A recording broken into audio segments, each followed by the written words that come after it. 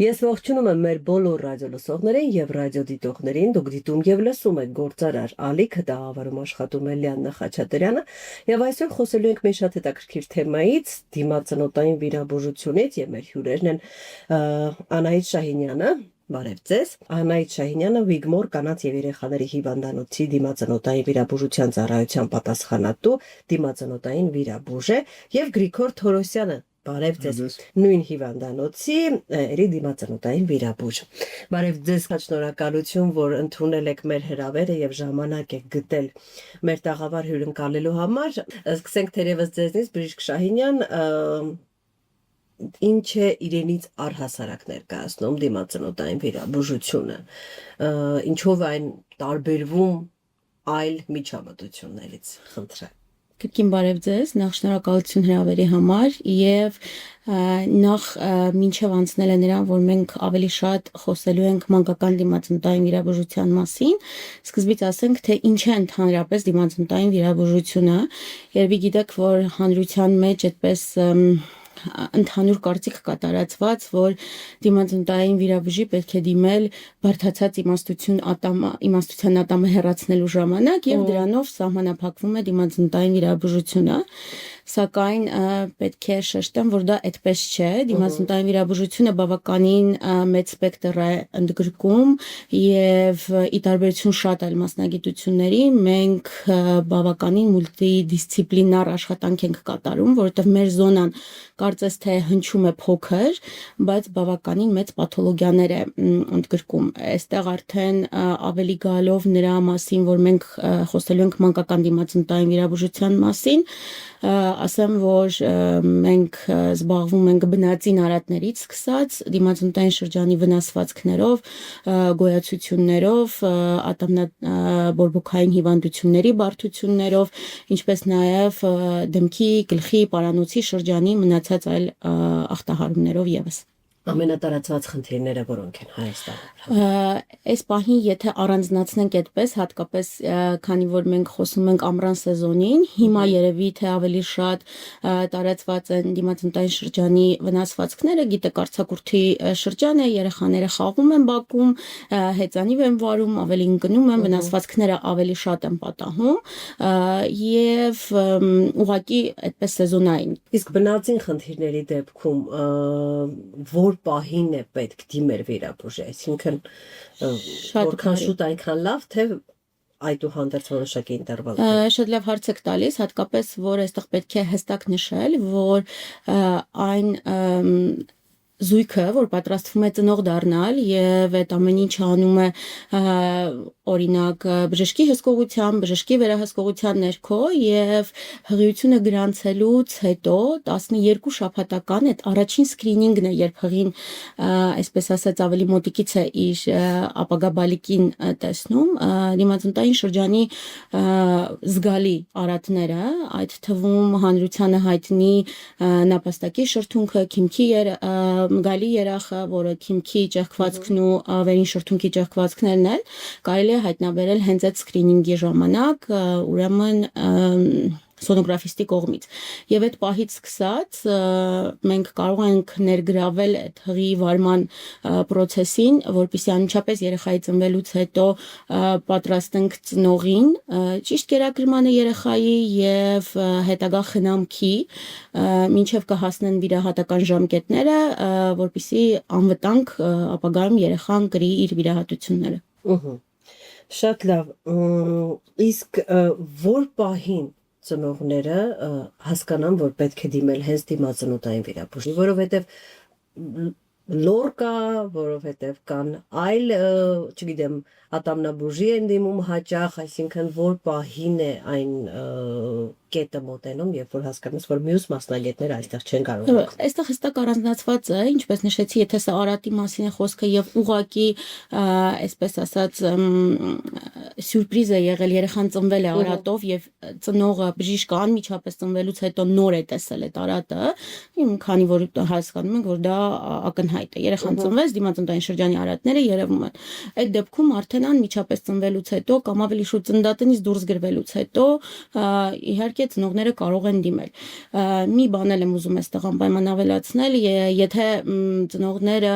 հատկապես մարզերում ինչ-ինչ պատճառով Երևան գալու խնդիր ունեն, քանի որ մեր մասնագետները ներկայացված չեն մարզերում, այսինքն նեղ մասնագետներ դիմացնտային վիրաբույժներ առաջնային օղակում, այսինքն պոլիկլինիկաներում չկան, այստեղ շատ մեծ նշանակություն ունի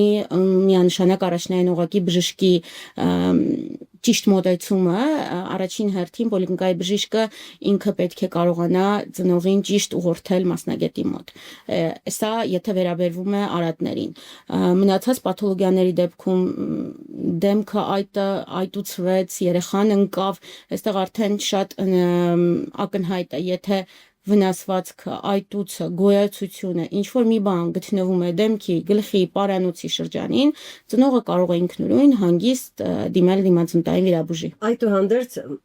հարցս արդեն Վիկտորոսյանով եմ, մենք գիտենք եւ դեպքերը քիչ չեն, երբ երեխան ընկնում է, այտուց է ձևավորվում, բայց ծնողները թեթև են նայում, հա, այսինքն խնդրին մտածելով, որ բոլորս էլ ընկեր ենք, բոլորիս մոտ էլ այտուց է եղել, կարմրություն է եղել, հազարում է խնդիր կանցնի, որ պահին պետք է ծնողը սկսի անհանգստանալ, եթե ինչ որ հարված է տեղի ունեցել եւ խնդիր է առաջացել։ Դիմացնտային շրջանի տրավմաների պարագայում ինչքան էլ մենք շեղվենք հիմա մեր դիմացնտային վիրաբուժության մասնագիտությունից, առաջնայինը պետք է գնահատենք, թե երեխան ունեցել է ուշագնացություն, ունեցել է փսխումներ, ունեցել է գլխապտույտներ, նմանատիպ նշանները մեզ թույլ են տալիս ախտորոշել կամ գոնե ենթադրել, որ կարող է լինել ուղեղի ցնցման նշաններ։ Քանի որ մեր զոնան առնչվում է որպես այդպիսին նաև նեյրովիրաբուժության, ինչպես նաև լոր մասնագիտության,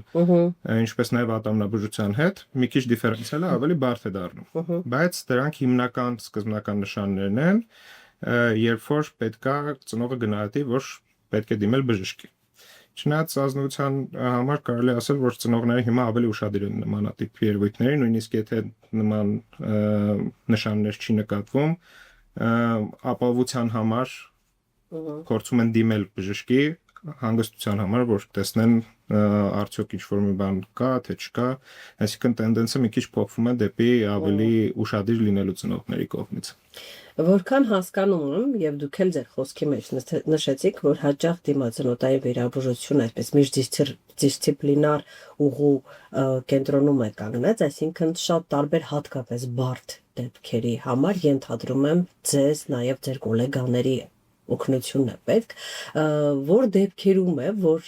միայն դիմացնոտային վիրաբույժը չի կարող գործել ինքնուրույն, այսինքն պետք է նաև այլ ոլորտներից գոլեգաների օգնություն։ Եթե դիտարկում ենք դիմացնոտային շրջանի տրավմաները, այսինքն բերեք դիմացնոտային չասենք, այլ գլխի շրջանում տրավմաները դիտարկենք, մեզ սերտ համագործակցություն է հարկավոր նեյրովիրաբույժների հետ։ Այսինքն ինչպես նշեցի, նշանները, որոնք որ մենք տեսնում ենք հենց սրտխառնոց, գլխապտույտ, ուշագնացություն,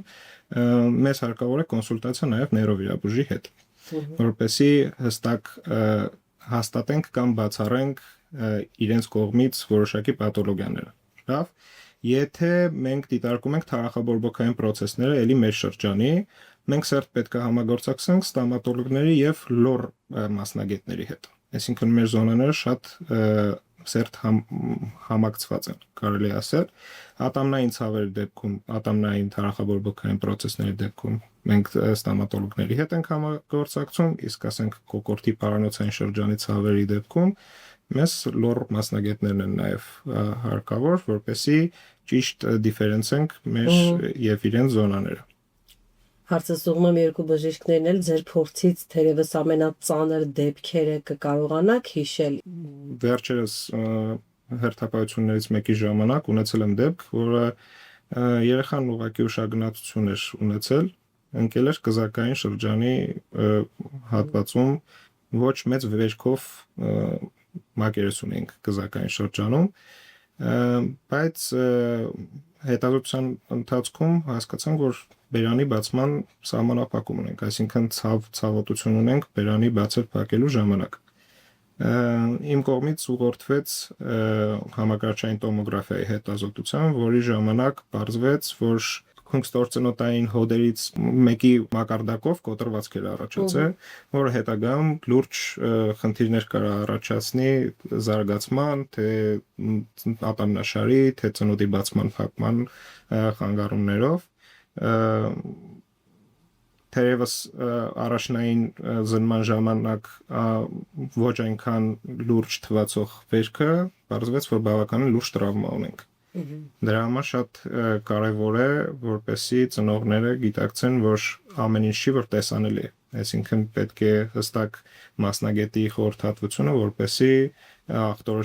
ճիշտ ախտորոշենք